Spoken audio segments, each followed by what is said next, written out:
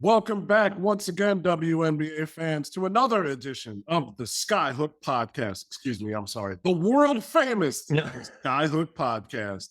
I am, as always, your co-host, Chris Pennant, here along with the founder, the originator, often imitated, never quite duplicated, and the man with the best sweater game in the city of Chicago, as he demonstrated to me last night, James Kay. James, what's the word? Oh my God, Chris, you give me too much credit. That might be like the only good sweater I own. I'm not even gonna lie. But it was great seeing you last night, man. I'm glad that you finally got to meet Maggie, which was long overdue. That was fantastic. That was really fun. I'm really glad you both came out. Yeah, man, had to see Little Joe's. It's such a cute little place you work at, and you got to stop by Little Joe's to see your man Chris Pennant. What was it? Mondays through what? Mondays through Monday from open to close, 4 p.m. to 2 a.m. I am the behind the bar at Little Joe's, and I will say that James and I are plotting some ideas already for this upcoming season. So you might want to get familiar with Little Joe's, Chicagoland Skyhook fans, because there's a chance you could see us there, not just in passing. We're In the doing a live coming show, months. man. We're We're gonna doing do a it. live show. It's gonna happen. I'm so pumped. But dude, we Now, have this free agency period that I've been pushing aside. Not like I feel like I've been trying to brace for the chaos that's going to happen this year. And Erica Wheeler tweeted out something about how free agency is going to be juicy this year. I think that's the word that she used. And okay. that set off all the alarms in my head, being like, oh my God, what's about to happen? And I'm like, calm it down. It's going to be okay. You got to prepare for this podcast. So I'm excited, Chris, but it's going to be chaotic, man. It's going to be chaotic. There's going to be a lot, and that January moratorium is quickly approaching. I remarked to people close to me that it seemed like December hit, and then Christmas happened a week later, and then New Year obviously was a week after that, and now it's WNBA season again. So if you thought that you had a lot of time off, you don't. You didn't. it's it's coming back. So I hope you're ready. And the Chicago Sky, I think, have the most pressing questions in the league in terms of free agency, in terms of the WNBA offseason. And it's not just us saying that. M.A. Volpel at ESPN, I believe, said that in an article with Alexia Philippou and Kevin Pelton. So we're in the right. These are the team to watch. And we picked up our own free agency questions. We thought of what were the most important things for the Chicago Sky to consider in this free agency period. And so while we want to get to that, we want to give you a little bit of a primer on what they're facing in terms of the salary cap and their free agents. James, you got that. For sure, man. So right now the Sky have $931,801 in salary cap space. Kalia Copper is the only veteran protected contract, and that is worth $205,000 after she signed a 2-year extension after being cored last season by the Sky, which means they can't core someone this season. So that will be an option for the Sky in free agency. But in terms of the rest of the contracts on the roster, Ruthie Hebert and Julie Alleman are both on protected rookie scale contracts, while Dana Evans and Lee Rue both are on unprotected contracts in 2023, which means they can be released before the season and they won't count towards the salary cap. I'd be really surprised to see Dana Evans released, but it's just good to have that disclaimer at the top of this. Chris, are you ready to do these questions? Because, man, I was just so excited to talk to you about this last night, but I tried to hold off on it. You ready to go? I'm ready, man. I think we've got to start with Courtney Vandersloot, right? She is the face of the franchise, with no disrespect to Candace Marie and Kalia Copper, and even James Wade to some degree. Courtney Vandersloot is the longest tenured Sky player on the roster. She is stuck with the team since she was drafted there, and she has become just a figure to rally around, whether we've seen Courtney at her most demure and whether we've seen Courtney at her most effusive. So it's going to be an important period. She talked to other teams last season. And so, James, first question for you. What do you think? that the Sky are going to offer Courtney Vandersloot this free agency period? And what are their backup options if she decides to go elsewhere? It's one of the most important question, if not the most important question for the Sky heading into free agency this year, because just going through her hoop stats' database, there's just not a lot of options on the open market to replace someone like Courtney Vandersloot, who is still playing at like peak level right now. And I know that if you just look on the surface of like what her traditional stats were last year, that might not seem like the case. I just think that Courtney is going to be one of the most sought after free agents, and that the Sky are going to need to really go after her in a way that they're going to just have to offer her like a boatload of money for one thing. I don't think she's going to be taking a pay cut necessarily. I'd be really surprised if she got less than $200,000 this year. I think whatever she does, it's going to be a 1 year deal, just because I think having that control over the situation is going to be important for her, and that flexibility for all WNBA players, especially given the new prioritization rule, that really becomes tricky with how players are probably viewing these contracts. But Chris, how much would you value Courtney at right now? Or even just like how much do you think she's going to make in free agency? Even in the era of more positionless basketball, you can never have honestly, I don't think you can ever have too many distributors, people who know how to pass the ball and not just pass, playmaking in terms of being able to put the ball in the right space at the right time for your players whose primary objective is to put the ball in the basket. That's why the Sky got Emma Museman last year. That's why the Sky put a lot of emphasis on getting Candace Parker when they had the chance to, because not only can those players score, their basketball IQ and passing savvy is such where they can create for their teammates. And Courtney Vandersloot's primary job with the Sky, save for a few moments when she's the number one offensive option on the floor, has been to set teammates up to put the ball in the basket. So I think you have to place a high value on Courtney Vandersloot, not just what she means to the team and the city. I do mean that, what she means to the team and the city, but what she brings to the team and their chances to win a championship. We watched Dana Evans, who we're going to talk about some more later in the show, overseas in Turkey, and she is blossoming beautifully. But I've noticed that her assist numbers are paling in comparison to her scoring output. And I think that's her main value right now. She is a scoring point guard. She would probably be a combo guard if she was a few inches taller, but or she's probably a combo guard now. She'd probably be a shooting guard if she was a few inches taller, a pure shooting guard. But I don't think the Sky have that player on their roster at the moment that's fully in the fold. So you have to pay Courtney Vandersloot as much as you can within the salary cap. And she's going to command a max deal from somewhere else if the Sky don't retain her. And we talked about this a bit last night. She's not, I don't think, in the mindset of taking a high hometown discount of any kind. No.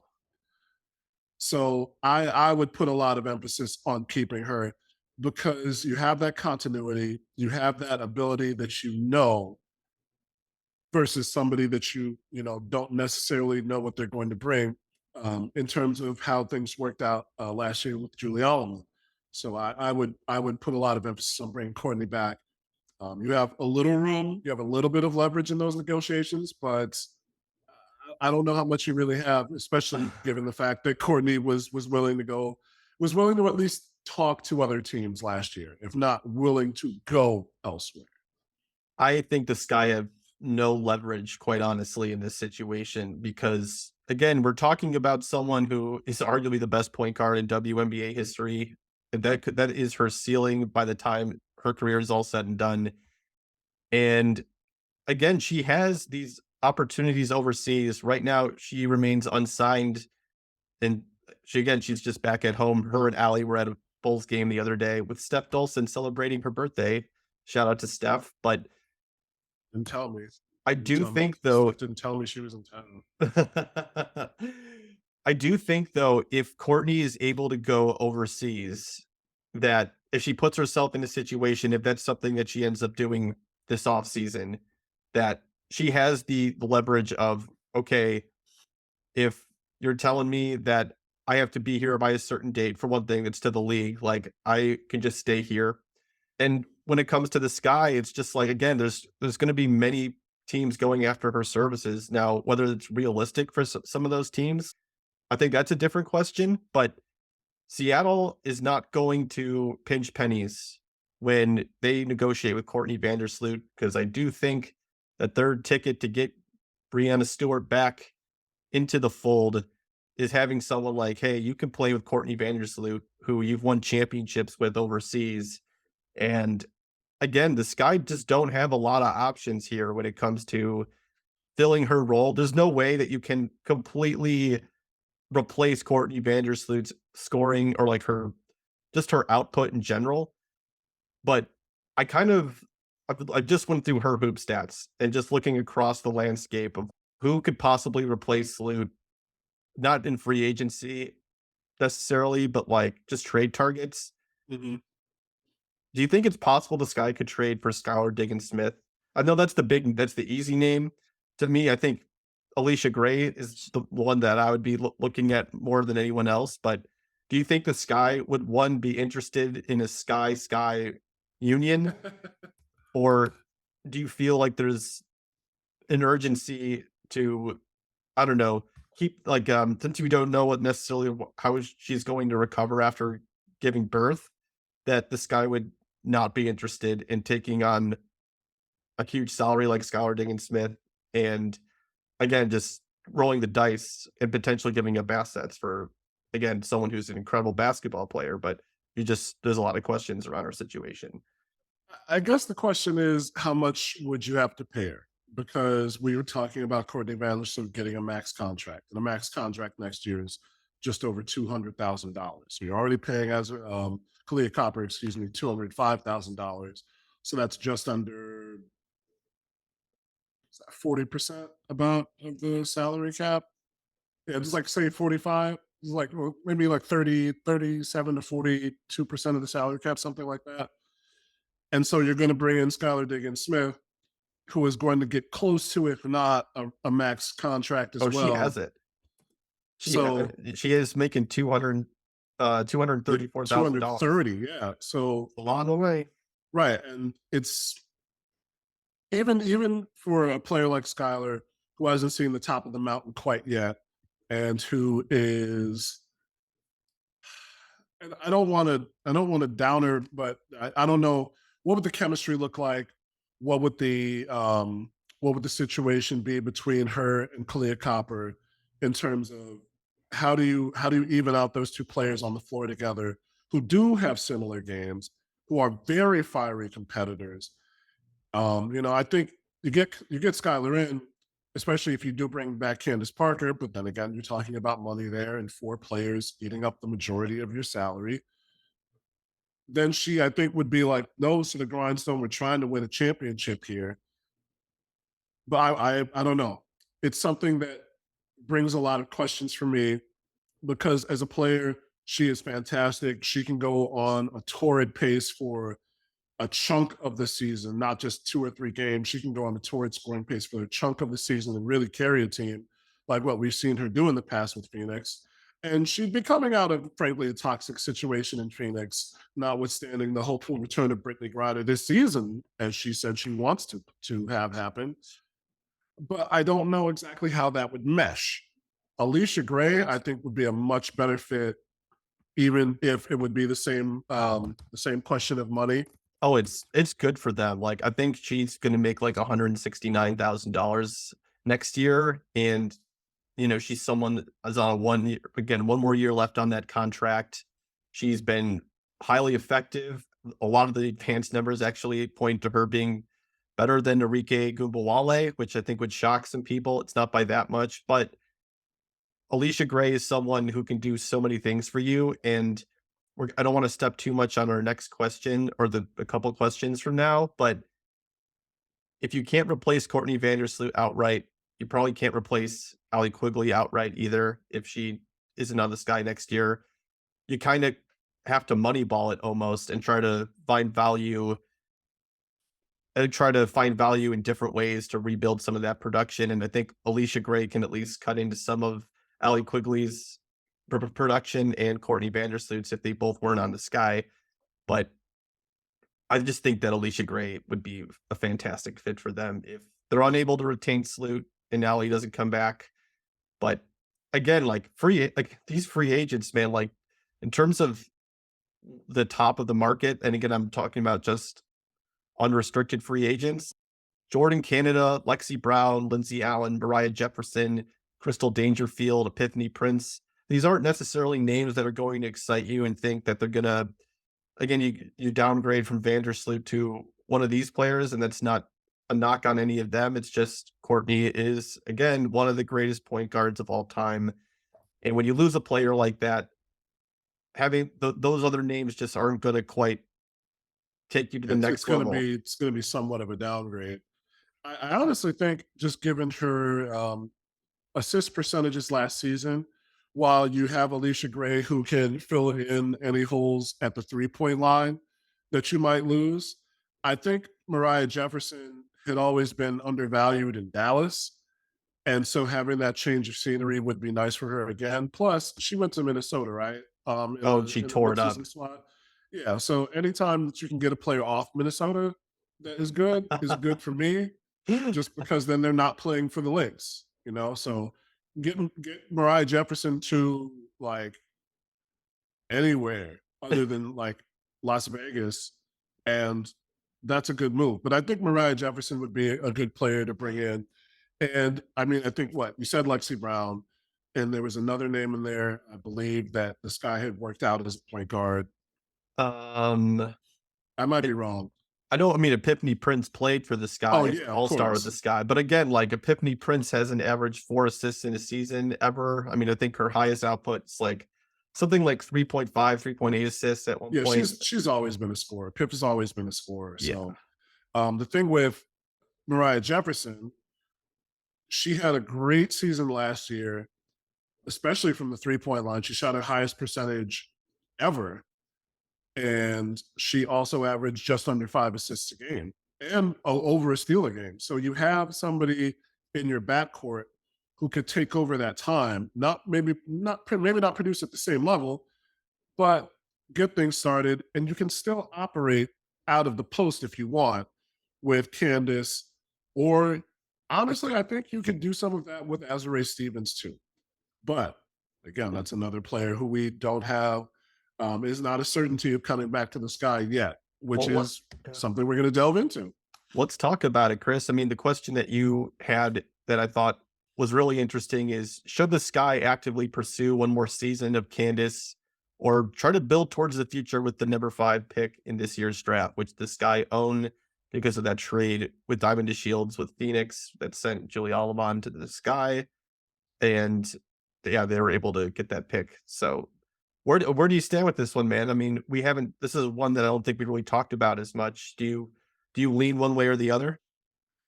It's so difficult because it's not only a question of a fairly good draft that is coming up in a couple of months, but things that we haven't talked about but have been on everybody's lips since the CBA was signed. The prioritization rule is going to affect more than a few teams. The Sky are definitely one of them, having the international players that they have on their roster currently with Julie Allen and more importantly, Emma Mieseman. So if Emma does not come back, you lose one of those players who can operate in space pretty much anywhere on the floor and help you generate points. That's simple. You know, that's an analytical way of looking at it, but there are value added players who you can put just about anywhere on the floor in the half court, and there's a high probability that they will generate points for you on that possession. And Emma Mieseman is one of those players. Candace Parker is one of those players. So you want to have one or both of those players back. If you don't get Emma back, you're looking at the draft, and the difference I think is more pronounced between 1 and 3 than say below that 4, 5, 6, and 7. And I still rue the fact that, you know, as much as I think the one time I wanted to see Minnesota in the playoffs was last year when they had Sylvia Fowles for her last season, but also because I think that meant Phoenix would not have made the playoffs, and the Sky had the chance to get in that lottery, which it was going to be a non-zero chance that they could have gotten the first pick, which would have, I think, solved a lot of these questions. With the number 5 pick, you're looking at somebody, a combination of maybe Ashley Jones, Maddie Segrist, possibly Haley Jones if she falls that far. I don't I want to think that's stop. an important thing to bring up, though, is that there's this wide range of differing opinions about where people should go at the top. And this is why it's different with the NBA versus the WNBA right Right. now, Things because aren't as concrete.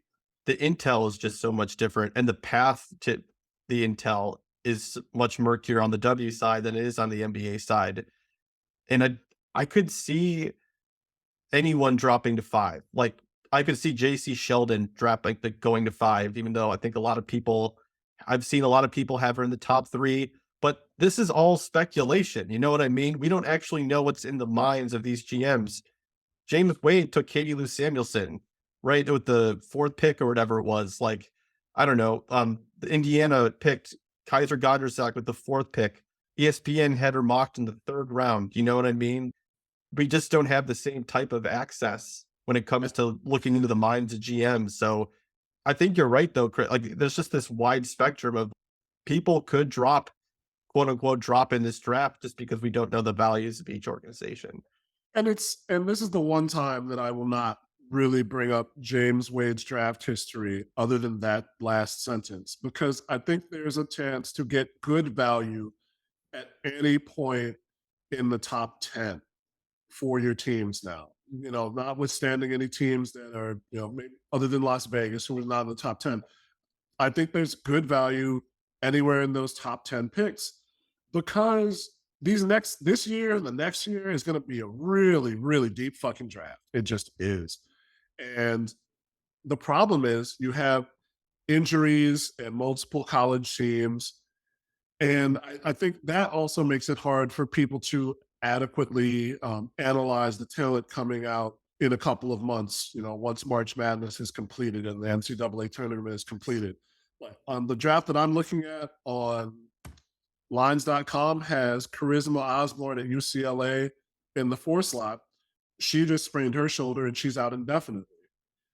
Uh, Diamond Miller was coming off that injury last season, but she has just rocketed pretty much to the number 2 spot. When I think a few months back, when the summer was still going, we were talking about her even during the season. There's a possible pick for the Sky, and when I put that up after the performance she had a couple of days ago, our friend Eric Nemchak said there's no chance that the Sky are getting her. No chance. Haley Jones has had a subpar season for Stanford. Ashley Jones is like gone up and down. And the name you mentioned, JC Sheldon, on this mock draft I'm looking at, she's gone as far down as 16. And then she dropped 5 spots in the last however many days. Well, she's So been hurt, so I think that's probably the reason why. But you're right, though. But you're right. I mean, that was it. You're right. Like, there is, I don't want to comment on the state of affairs for that to be the case, but it's weird to have this much televised action and then for people to not be able to adequately and accurately predict based on need, fit, and ability which teams would be best served by picking which players. But that being said, the Sky are at a tipping point where they have to realize I think it's something that you see in this is going to come out of left field for a lot of people. It's something that you see in bowling and something that you see in darts. The way the bowling works is there's oil on the lanes, and when you're on television, just the lights from TV cameras, and that's a universal thing. If you've ever been under lights on a TV set, you know how hot it is. It pretty much dries up the oil on the lanes. The ball hooks based on how much oil is on the lane. It's going to slide to a certain point, and then when there's no oil, it's going to kind of catch and start rolling the way you want it. So when you watch bowling and you see players hooking the ball, it's just based on the physics of the bowling ball. And there's a point where there's transition, where the lanes are changing shape, where the best players realize what's happening and they change their approach. They literally change where and how they're throwing the ball, the speed, and all of it. The Sky are in a similar place where they have to realize, well, at a certain point, here's who we can keep, here's who we can't, and we have to catch up with not necessarily a changing landscape, but be able to keep our team contending. And that doesn't necessarily mean blowing it all the way up. It's just who do we keep who gives us the best chance to win in the future based on how we can negotiate with them and how much value they're going to command based on the market. Prioritization and a possible expansion play into that so heavily to make what seems like an easy question when you have Candace Parker a tougher question when you can get somebody who could be the next great player in the draft. If the sky had gotten in the lottery, I would probably say you could part ways with Candace and still be okay going forward. But since Phoenix got in and Minnesota didn't, I think you have to go forward with Candace at the negotiating table. I know I took a Yeah. long time to say that, No. but I think No. you can. I think you have to go forward with Candace at the negotiating table. That said, I don't think they should give that pick up. If Candace says I'm coming back and I want to win another chip, and you have Kalia Copper on the roster already, you go for it. I think you just go for it. And I think a front court of Ka, CP, and Azure, if they're like willing to give out the money that she's probably going to command on the open markets, put a pin on that for later. I think that's a really good.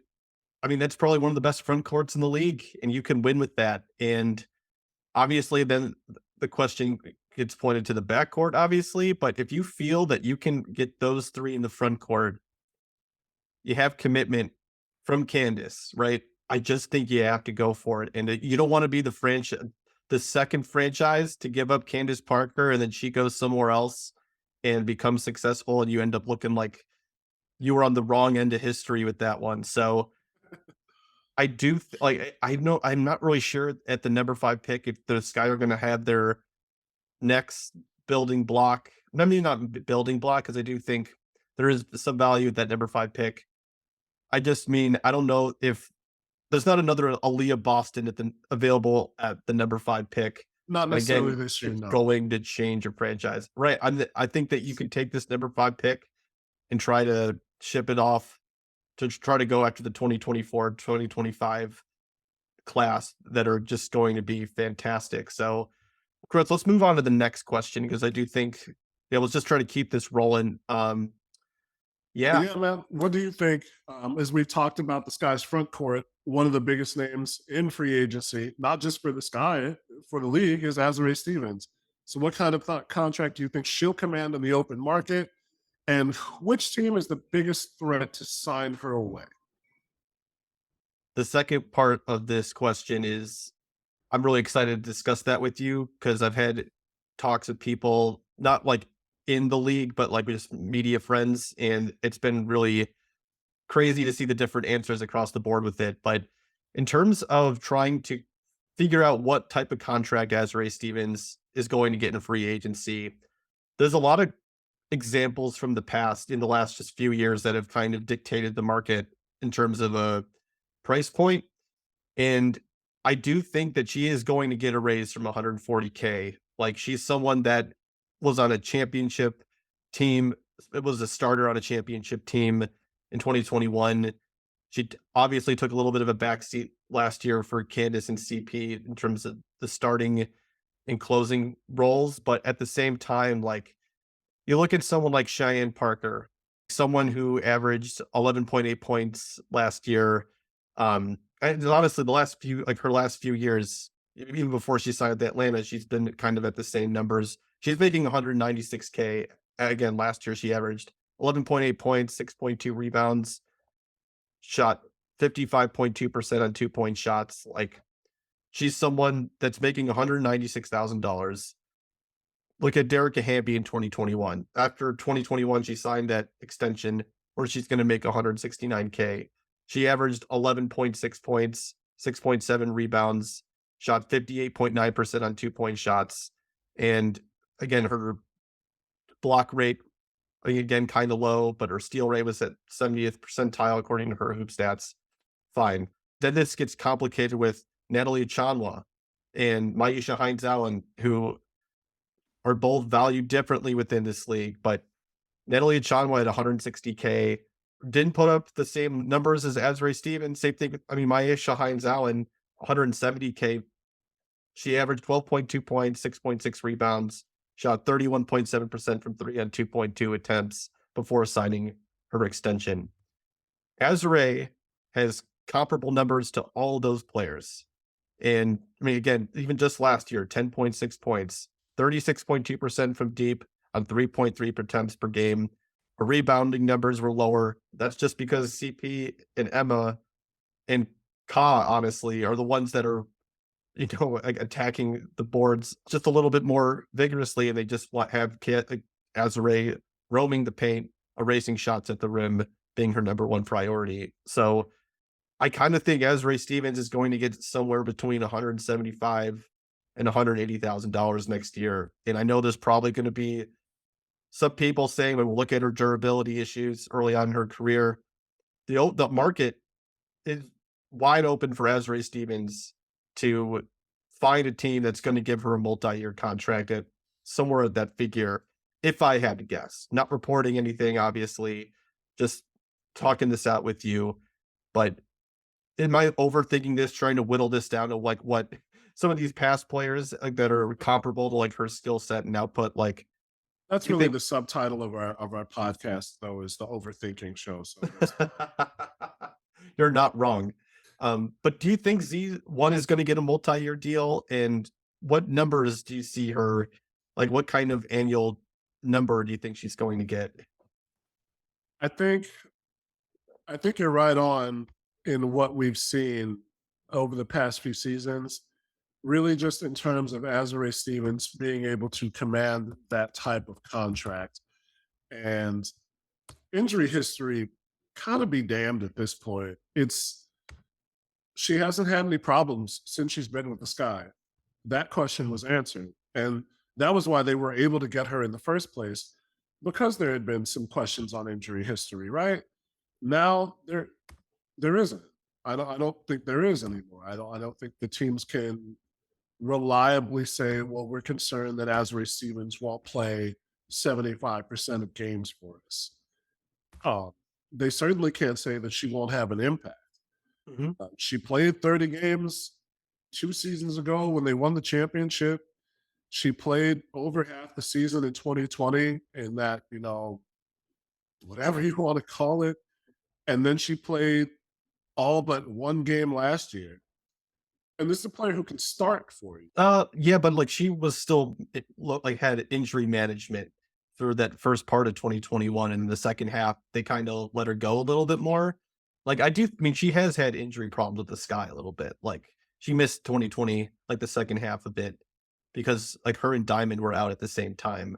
That's true. So Sorry. like I will so say that. so like last year was truly the only year that she's had without any injuries really getting in the way of her production since I think like her second year with the Wings, I'd say. And the only thing that I really saw that has fallen off with Z in any way, shape, or form was that her free throw percentage went down somewhat. Yeah.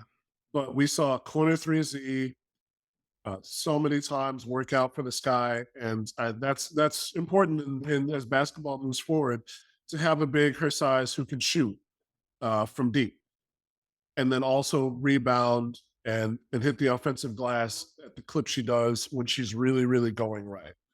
So I think that that's a boon for teams to have. And just in that sense, I think that you command just under a max deal.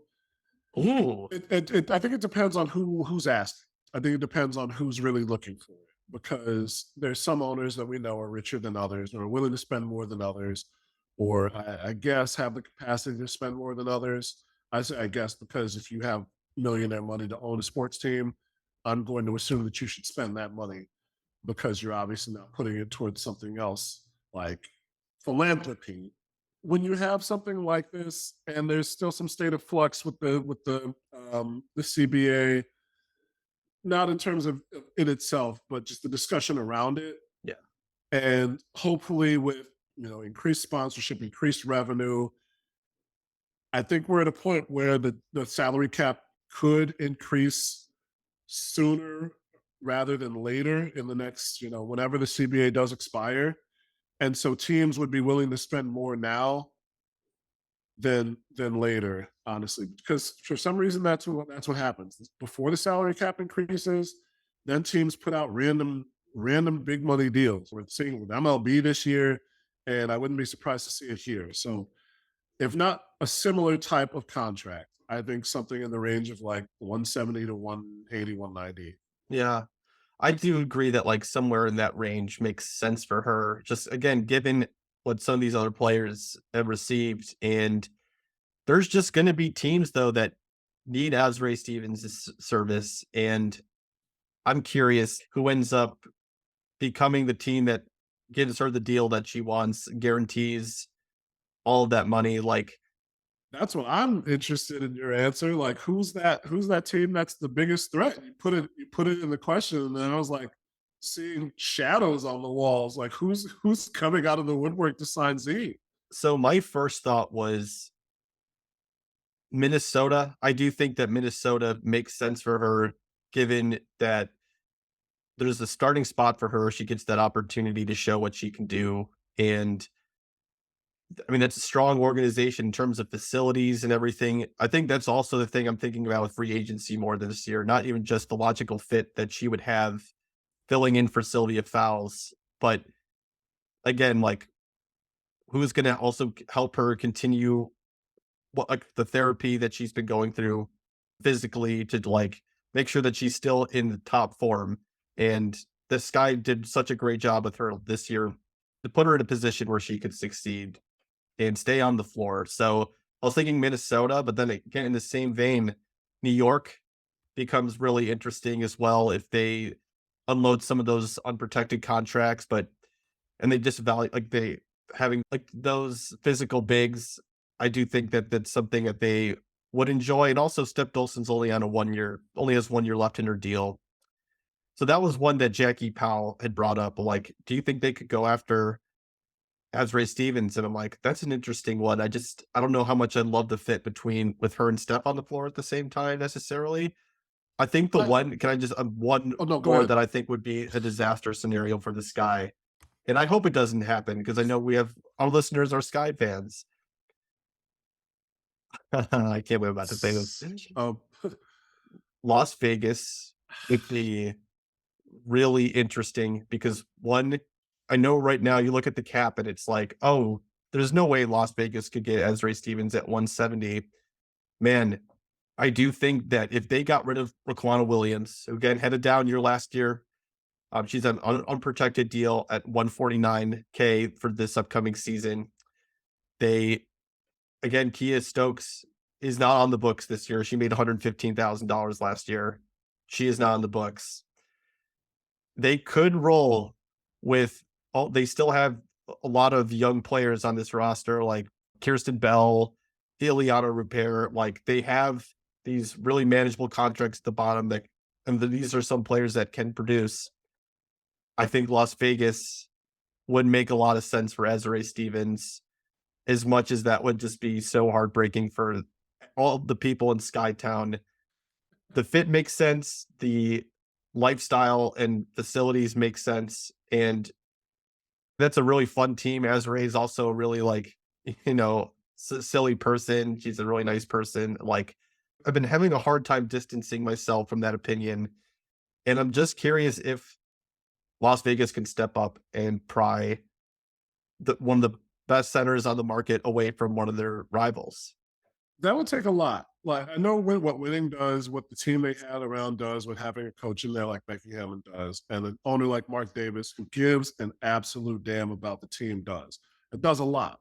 However, just looking, unless I'm wrong, looking at their cap space, she would have to take a lot less money than what we assume that she would command on the open market with the players they have under salary for this season and next. They're going to re-sign Asia Wilson. It would be a lightning strike of a scoop if they didn't re-sign her following this coming year when she's listed as unrestricted free agent. There's got to be an extension coming for that. There's got to be an extension coming for Asia at some point this year, right? I would assume so. But Oh, well, one of the reasons I didn't quite understand Asia Wilson, I think she signed like a 2 year extension, if I'm not mistaken, 2 years ago that didn't make sense to me is now Las Vegas now has 2 more years where they could core her instead of, like, if she had negotiated where she could just let the Aces core her because they weren't gonna trade Asia Wilson, then she gives herself more flexibility on the back end of her life in the W, or even just, like, when she reaches her prime. Because it wouldn't be crazy to me if 28, 29-year-old Asia Wilson improves as a basketball player, even though she's incredible right now, like, as a, what, 26-year-old or whatever, like, however old she is, it's like, she'll be back with the Aces, but she can be cored, and I do think it's safe to assume that she will be in a Las Vegas Aces uniform for the foreseeable future. But the money they can make it work. Again, if they get rid of Raquana Williams and they just pick up an undrafted free agent and just be like, "You're the one that's going to be like, you're just going to sit on the bench, or we're gonna try to develop you." There's a lot of value right now with all these players that aren't going to make the W just because of how limited roster space is. I think there's a way to get Azrae Stevens like 160, 170K, but you're right, Chris. I don't think they would be able to get to that 190 number if there's a team out there that's willing to give that to her. So I would be willing to go as far as saying that the Aces would be hard pressed to sign, just because I think that that's enough Yeah. to keep her away from there. And I think she's enough of a competitor that she wouldn't necessarily want to go with that team, because there is still so much between the Sky and the Aces. Their fans, the team, what James Wade put out there. That was the team that the Sky were competing with, even if they didn't end up meeting in the playoffs. And I don't think she's there at the point yet where it's like, well, we couldn't beat them, we might as well join them. I think that that's a team that, the Sky have a lot of questions, but they can still compete with on the basketball floor. They showed it last season, even if they only won one of those meetings. And I think that's there yet. I think that's there yet. The Lynx are a little bit different. They're not quite in that upper echelon of the league, and they have a lot of the similar questions facing them. So the Lynx they're just always a threat to be able to get a player in like that, because they have Cheryl Reed and because they still have some nice players to build around. So that I wouldn't be surprised, and they have a bit more flexibility to be able to do it. So I wouldn't be surprised to see the Lynx come in there. Yeah. Well, that being said, now that we've talked about the horrors of Z possibly Uh, leaving, let's get to some more scary situations. Will Allie Quigley retire, or will she come back for another season? This is important, I think, for Sky fans everywhere. You talked about that Bulls game that she and Courtney and Steph were at, and Julia Poe made mention of the fact that Allie got name dropped on the jumbotron and Courtney didn't, which is definitely important. But I think it also shows just how big of a star Allie Quigley is in this market. I don't want to say market. I don't want to put it in a business sense. It just shows how big of a star Allie Quigley is to Chicago and the Chicagoland area. She was on that same photo spread with Candace when they were coming out of high school. And even though their careers took different directions to get to an intersecting point, Allie Quigley's the queen of the 3-point contest, the most decorated All Star Weekend competitor in, I think, the history of either the W or the NBA. It's incredible what she's been able to do, and for her to be a champion now, that can never be taken away. And I think we've talked about Allie having reduced roles in each of the last two seasons, and each time she's had more of an impact in the season than we thought that she would have, at least in terms of minutes played. So, is this it? Does Allie Quigley call it a career, or does she come back for one more go around at the old trophy? I think that Allie Quigley is gonna retire if I had to make a guess. Again, we're just chatting as friends and co-hosts of a podcast right now. I don't have any information on this, but Andy Costabile also reported, I think, a couple weeks ago that Allie still hasn't made a decision at this point. So I just have a really hard time seeing her back in the Sky uniform, or not. I want to clarify. I don't think she's going to play for anyone else. I've heard people be like, could she go to Seattle with Courtney? I just have a hard time seeing that at this point. though it would make sense given their relationship off the court as well. But look, man, Allie Quigley has nothing left to prove. Obviously, that desire to compete is always going to be at the forefront of an athlete's mind. Doesn't matter what condition they're in. They're always going to have that desire to compete, and you only have so many years and time to do that. At the same time, Allie Quigley has fucking nothing to prove right now to herself, to anyone that's been a Sky fan or WNBA fan. I mean, what she did for the Sky organization, like, again, Courtney was like has been honestly become the face of the franchise, given like people like, oh wait, yes, the soft spoken one over there, and Ali is too, but like soft spoken Courtney Vandersloot is like actually one of the best point guards ever. You just look at what Ali did with, again, like winning six woman of the year multiple times. She's a multi-time all-star. She's won the 3-point contest 4 times, like you outlined before. Like and more importantly than anything else, she's a WNBA champion, right? She brought a championship to the state where she grew up in. Obviously, if again, like last season makes sense where she it just won a championship, there's that option to go for another one. You have to go to see if you can do back to back. Like what that means to this city, compare it to what it does in other cities. Like if you can win back to back championships in basketball, that just has that just another feeling that again, I just feel that more here than I do in other places. But Ali Quigley has nothing to prove. The season's going to be 40 games this year. She gets hit off the ball all the time. I've talked about it a gazillion times on this podcast, but that is real work. She's coming off a hamstring injury from last year. Like Allie shouldn't put herself through this necessarily, as much as like she's such a nice person. Anytime I interview her, she's so gracious and puts up with my dumb questions. But and I would love to cover her next year, but I just don't think I can't envision her being on this team next year.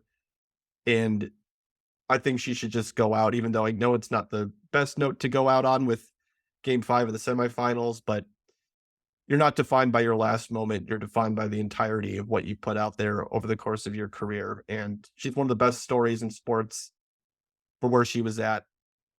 She shouldn't be back, but in terms of what's available to her at the next stage of of her life. But what do you think? I mean, I'm a downer right now. Do you have any faith that Allie Quigley's going to be the Sky uniform in 2023?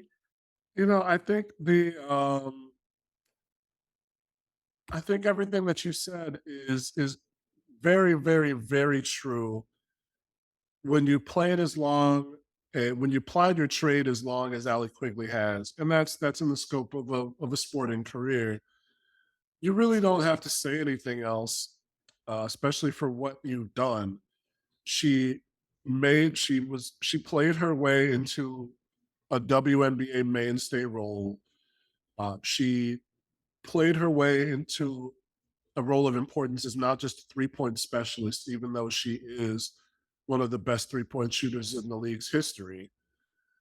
And she played her way into a championship. She became an integral part of this team where you couldn't talk about the Chicago Sky without talking about Allie Quigley, which was not certain at the beginning of her career, at all. I mean, partially because the Sky weren't in the position that they got to once she got to the ball club, but also because Allie wasn't in the position either. She had to build herself from that point, and that's tough coming off of a really good high school and college career. Then also playing overseas multiple seasons when when the money was not the same as it is now, and at a certain point, I think with people like Allie and Courtney talked about they want to settle in and have kids, Yeah. and just have plants. Maybe not the same flowers that Allie wanted, according to Courtney. Maybe some different flowers or whatever. I don't know what the deal was with those, but hey, those are disagreements that couples go through. But also, you want to be knitting. You want to be knitting and talking about the good times, and then maybe just hooping in the front driveway or the backyard with said youngster that you have raised. And then you want to be in the stands being like, man, yeah, that's one of the best of all time. And now they're cheering on said youngster on the court or wherever, the swimming pool, the rugby pitch. There's 6 million sports that their kids could play. But I'm in agreement. However, I know what type of competitor that she is, just based on the fact that she's put it out there this long, based on my limited interactions with her from across a interview table. And I think that there's a non-zero chance that she could come back just because the Sky are still a championship contending team, depending on the decisions that come in. And Allie, again, is an integral part of that championship contention. So I think it's low, but I think it's possible. Say 15, 20%. I know we already did our odds percentage episode earlier last year, but I think there's a possibility that she could come back and because she could try to run it back. It's there. It's there. Shooting And is one of the last things that leaves you as a player. So as long as Ali could get that shot off and run around some screens, maybe put up 16, 17 minutes a night, still average 10. I think once you get to that point where if she's ever just coming on to be a 3-point threat, then that would be it. But I don't think she's at that point yet. no, she's in great shape still. And again, it was that hamstring that she was dealing with early on in the season that I think is probably the reason why I thought last season's shooting numbers, her being at 34% or something like that, is more fluky than it is about her age or her decline as a basketball player. In 2020, I think she was like right at the same mark. And then she had one of the best shooting seasons in WNBA history from a statistical standpoint the next season. And I really resent this phrase. I don't think people talk enough about Ali Quigley's season that year. Like, again, it's historical shit that we haven't seen in 25 years in the league at that point. And I think that she probably could do that still and everything, but you got to think about the salary too. She took a huge pay decrease last year in order to, again, try to run it back and win a championship. If the money isn't there, again, it's a grueling season. You're not getting chartered to games. You are away from your family. They've got 2 beautiful pups. Shout out to Gemini and Romeo. You don't want to be away from your family as much. And again, obviously winning 2 championships would be the icing on the cake, but that cake is pretty good without the icing as well for what Ali Quigley has achieved in her WNBA career. And I would love to cover her forever. I truly would. She's just so nice, and I love Allie, but again, if we're just looking at this from an objective standpoint, I would get why she'd wanna call it a career. So, I but I see it too. yeah. That's one that I think of all the questions that we've answered here, I think that there's some certainty in the answers that we've had. And there's obviously only 2 options in that one. This is the one where I can see just some uncertainty going up to about as close as you could come to the beginning of the season. Yeah. We'll see. But Chris, I thought this was one of the best questions that we came up with. And Oh, this thank you. came from, yeah, I mean, this is important stuff too. I mean, you asked, will another investor come to Chicago or come into the fold with Chicago in 2023? Where do you stand with this? Because this is a big thing for the organization as we see teams invest more in their franchises. Kelsey Plum had an interview a few months back, I think maybe even earlier this month, because I started seeing some of the usual dumbass YouTube video headlines, Yeah. basically saying like, this why the WNBA is just off of its head, or why this player in the WNBA is running her mouth, or that or the other. And there's times where I used to watch those videos. These I've just clicked off, and I don't know if this is good or bad, but I just like hit it, and it's like, hey, don't show me this account again. But I think the fact that those said dumbasses are talking enough about this means that it's making news. It means that this is the true emblem of truly emblematic of no publicity is bad publicity. Even if people are questioning your worth, even if people are questioning your organization's worth, the sanctioning body's worth, investors and sponsors and companies who want to partner with the WNBA are really showing that they feel that it is a worthwhile investment opportunity. And there's something to be gained from hitching your wagon to the WNBA, whether you're an established company like Nike and Jordan Brand or DoorDash, or whether you're a newer company. These entities are coming on and putting their dollars in with the WNBA, which we've talked about from time to time, and as fans know, is not the future has not always been certain with them. Even now, the future is not necessarily certain with them. But I think the fact that people are banking on them as they would any random white dude with a random idea is a good sign. And we already talked about Laura Ricketts last year in the articles that I believe both you and Annie had penned over the summer, being a potential investor in the Chicago Sky. And with her being the only good Ricketts of note, I think would be fantastic. And I think that there's a better than above average chance that she does make a bid to join the investment group. I don't see her or anybody buying the team outright over the next few years. Um, I don't think Michael Alter is going to let anyone buy the team outright. yeah, See, I don't see yeah, him selling. I don't see him selling. He's not the most demonstrative guy. We saw at the championship parade, the championship rally. But I think that the team is important to him. It's certainly important to his brother Harvey. Harvey was out here. I don't want to deviate from our thing, but I got to talk about Harvey Alter going the fuck up at the championship rally and at the post game of Game 4, because that was fun. But I don't see him selling the team, even if he's not out front. He's not a Josiah. He's not a Mark Davis type of person. But any combination of him or Matthew Knowles, I don't see them selling. I think he does want to bring more people in, if only to give them more flexibility with money and having that impending increases in the salary cap in the window. And Laura Ricketts would do a lot for that. And I also don't see her as someone who would be wanting to take over that mantle of being the person out front or cause any dissension behind the scenes. So I think that not only she would be somebody who would come in, I think it would be possible to see other investors come in the next few seasons as the league does increase its stock and market share. So one thing that I talked with Michael about that he was very direct with me about was how if anyone comes in, it's not going to be because of a lack of money.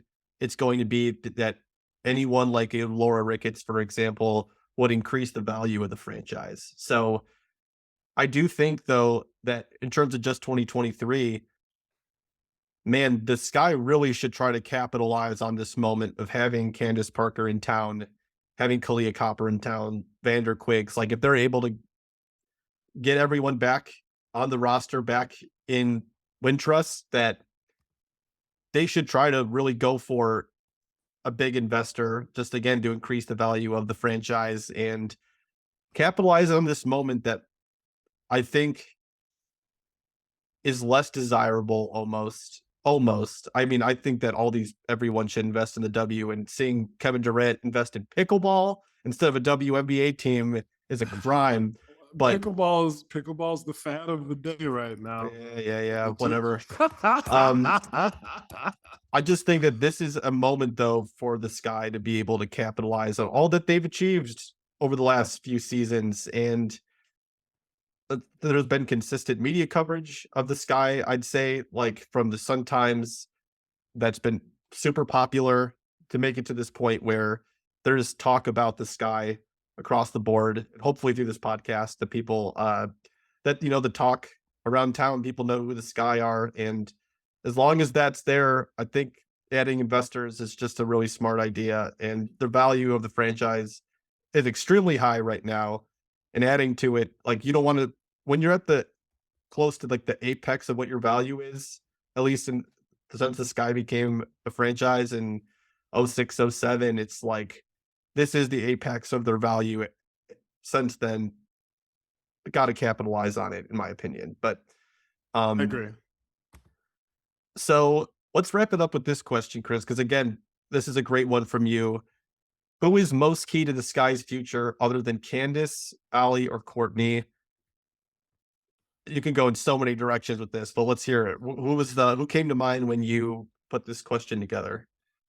We've talked a lot about Azrae Stevens and Emma Meeseman, Dana Evans. One person we honestly haven't mentioned yet is Rebecca Gardner, and I mentioned her just because I don't think she's necessarily more important than those two names or those three names, but because she provided so much to the Sky from a defensive and offensive standpoint. There The was future, though? always the future is tough to say. I think it's tough to say, but she's only 31. You know, that has a long there is time left for Rebecca Gardner to make a significant impact in the WNBA. Yeah. And I at least wanted to put her in there because we hadn't yet, and because I don't want her to be overlooked in this free agency period by anybody who follows the team. I I think there's a chance for that to happen just because you have the bright light shining of Candace and Allie and Courtney and Z in this period. And Rebecca Gardner finished off a lot of games for the Sky when at the beginning of the season, hardly anybody knew her name.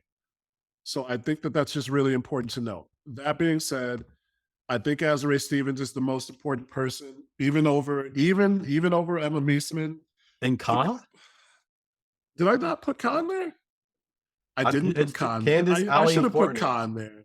I should have put Ka Khan is the there. obvious answer. I think I wanted to Yeah. put three. I think I wanted to put three names just because of the rule of three. No. It's definitely Kalia Copper if I don't include her with the first four. If I do, then I think it's if I have Candace, Allie, Courtney, and Ka, is like because that's obvious. I'm It's with you gotta on be. Z. It's gotta be Z. I think it's gotta be Z. I think there's just with the prioritization rule. I don't think Emma comes back, which sucks. It just I'm really with you. sucks for the fans and for the team to only get one season of Emma Meesseman because she didn't do as well as she could have. She didn't play as well as she could have this year. And that's available to her to have an even better season in a Sky uniform. Hopefully I'm wrong. Honestly, I really hope that I'm wrong on that. But I don't necessarily see it happening. So I think keeping Z is a high priority because of what she can offer to the team, because of how competitive she is, how outspoken she is, how forthright she is. And I think she's a player like Cheyenne Parker, not necessarily as demonstrative, but willing to go to the mattresses for the squad at any time if somebody tries to punk them. If Ka's not on the floor, then Z's going to step up and get somebody's face. And that's something that you need to have, aside from all the things that she can do as a basketball player. Yeah, I think that Z would be the other person with this. Her and Ka are kind of at that same point in terms of their growth as players. Like I think like Z is like 26 or something like that, and Ka is 28. So they're kind of growing kind of at the same time. And if you're going to build a foundation for the future, it's like those two in the front court is a really good starting point. And we already talked about it, but we don't know what's going to happen with this number 5 pick. We don't know if something crazy like Diamond Miller falling to the 5th pick, which won't happen because she's too fucking good. But um, then you have another piece to add.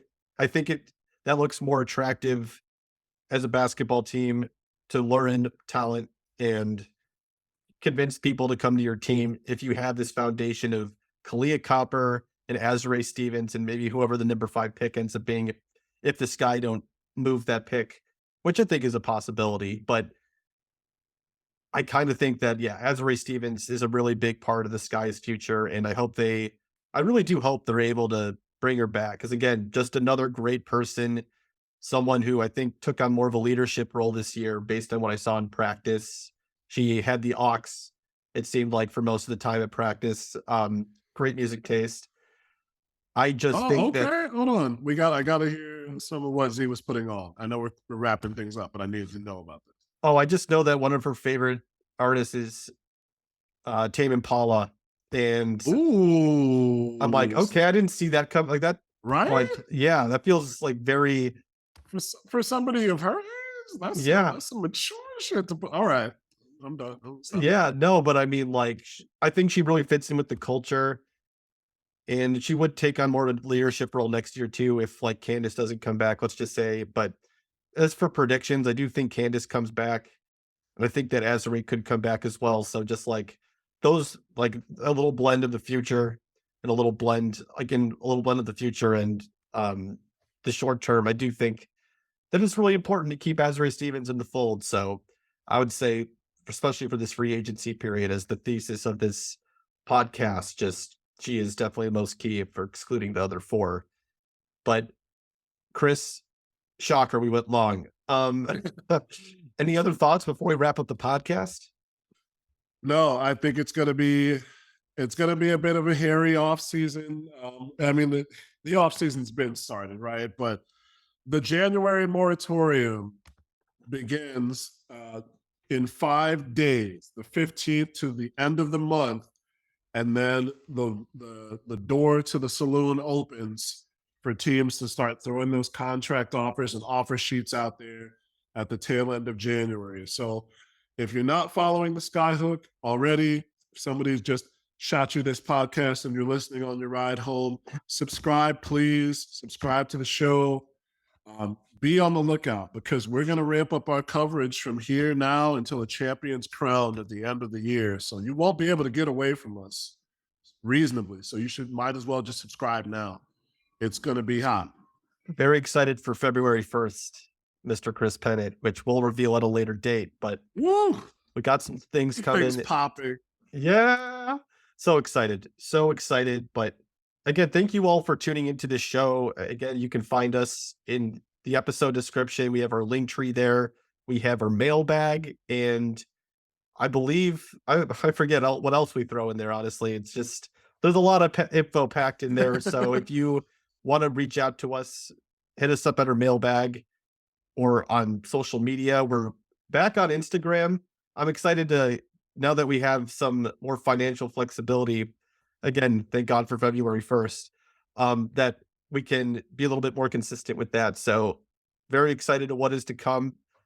Qualifying offers, Chris, tomorrow they can be offered and accepted. So let's see how much of this podcast could be outdated.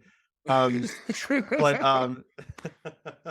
but really, thank you all for listening to the show, and until next time.